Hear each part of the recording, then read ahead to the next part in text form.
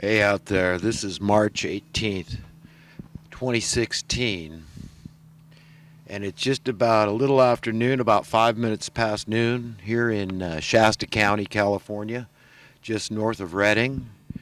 I'm at the Shasta Dam here at Shasta Lake, and you can see Shasta Mountain in the background. And today I'm going to probably talk about the same kind of stuff I typically talk about: current events, economic issues,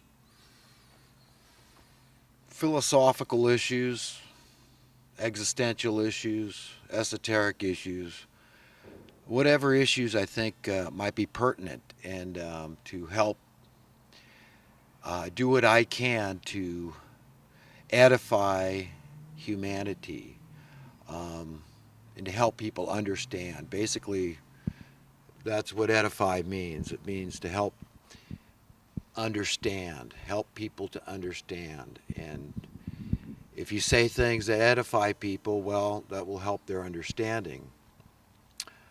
But anyhow, I wanted to talk about the type of economics that we have in place today, and what I call it is the mad science of social Darwinian economics, current economic system that we have right now. And what I mean by this is that it really is come down to a dog eat dog kind of a rat race system where only the strong survive, and that is social Darwinism. And that has to do directly with money. And understanding economic issues is so foundational, so very fundamental in understanding humanity's problems.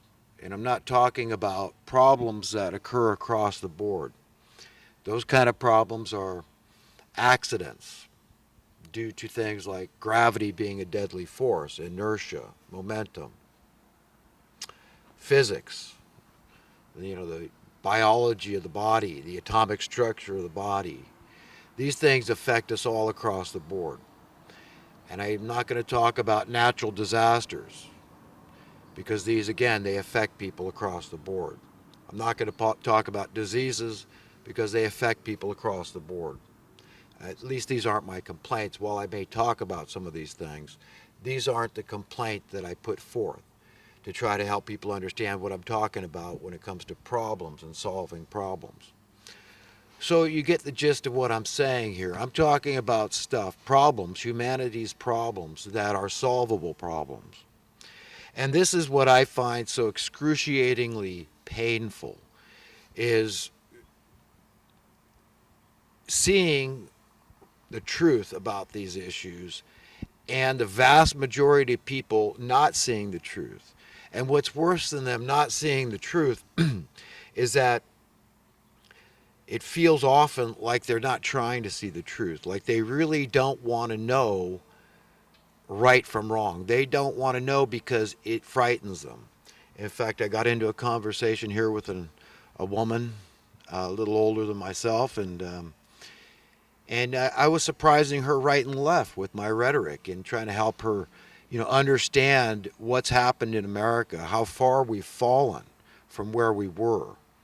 How we used to be at one time the most egalitarian nation on earth with the highest standard of living, and we cared about our people.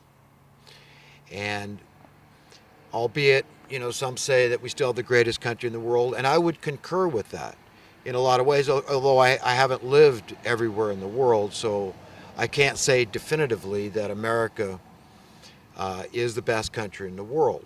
Though I know a lot of people emigrate to America from other countries that have even more social ills, problems. That's what we're talking about here. Humanity's problems are economically related. Those are the problems that I talk about in my videos.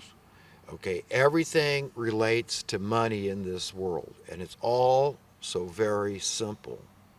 To understand how we have fallen from the heights that we were at, being the egalitarian leader and caring about the poor and helping everybody to find freedom through prosperity, through financial security. And we've fallen far, and as I speak, we're still falling because people don't understand. And what is written in the Bible is that people perish for lack of understanding. And this is true. And the people that are perishing are the weakest ones that cannot contend with the system.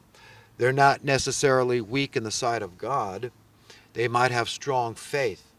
But you see, they're perishing because they're weak in the eyes of the world, because these are the most poverty-stricken ones. These are the ones that are having the most difficult time contending in this rigged economic game. And that's all it is. It's just a rigged economic game that we're involved in here. And it all goes back to the money printing.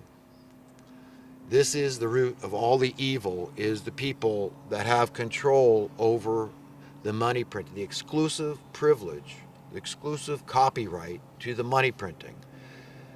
And unless we understand this and we're able to focus on this and get to the root of the problem and put the axe to the root, then we are going to just flounder and things will continue to get worse. Poverty will continue to increase. More and more people will fall through the cracks of the social welfare system. Your taxes will need to be continuously increased. You understand this is a chain reaction situation here.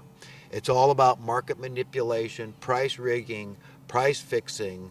This all has to do with collusion of special interest groups, which form one big monolithic, monopolistic power. And all the minions, the establishmentarian minions that go along with the system, they like it like this because it's working in their favor. Anybody that's made their fortune in the last 50 years, at least since the assassination of JFK, let's say, they've made their fortune through crony capitalism. And crony capitalism is not as innocent of a term as it sounds. It really has nothing to do with capitalism. It's merely a pretense. It's a facade. It's just a guise, a beard. It's a lie. It's a charade. It really has nothing to do with capitalism in any form of capitalism that any of the great economists have explained. It really is much closer and akin to fascism.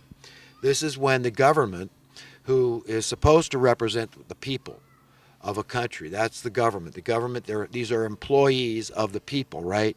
Your tax dollars is supposed to be the way it works. We pay taxes. I pay plenty of taxes through sales tax. I know Obama, when he was shortly after he got elected, the first thing he did was he caused the price of tobacco to essentially double. So whatever tax he put on it was many-fold of what it had been. So I'm paying a fortune in taxes, and I support the government in that sense. So although I always preach that, if you don't like paying taxes, then don't do it. Don't acquiesce. And people can say, well, you're the same thing with smoking. You'll have to quit smoking in order to not pay your taxes. And then I'm on the spot.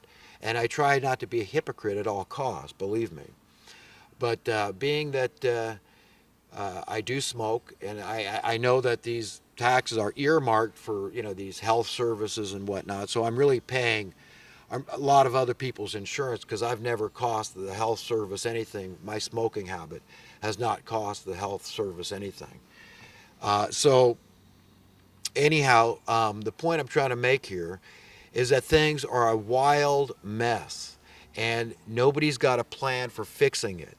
And at least what I try to do in my videos is I try to help explain to people what it's going to entail to fix things. And I'm talking about fixing things that are fixable. Again, not natural disasters, not accidents, not diseases, not death, not all these things that affect us across the board, but the things that can be fixed and help people understand how we got in this mess and why we're still descending into the muck and mire of this mess and what it's going to take to extricate ourselves from this mess.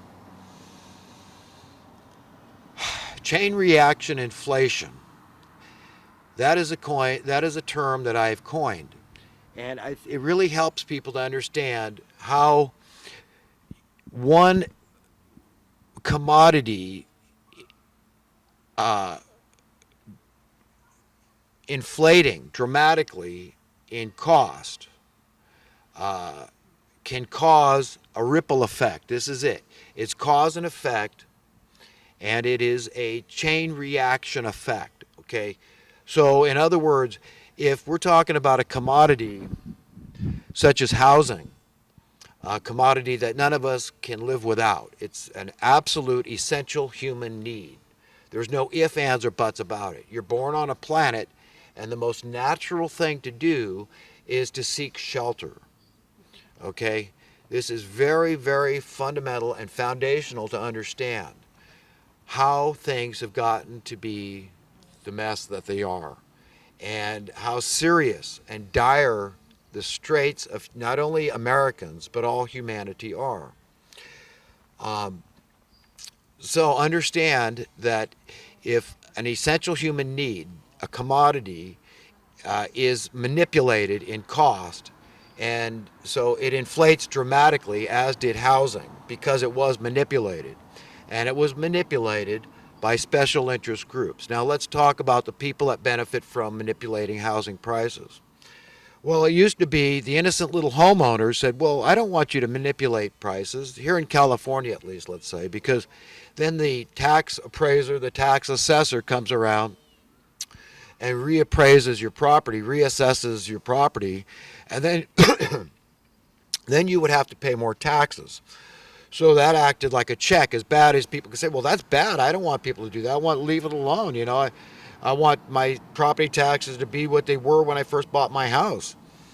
Well, so back in the 70s here in California, we had the Jarvis Act, Proposition 13, where this clown comes in and he says, well, we're going to insulate and we're going to protect you, taxpayers.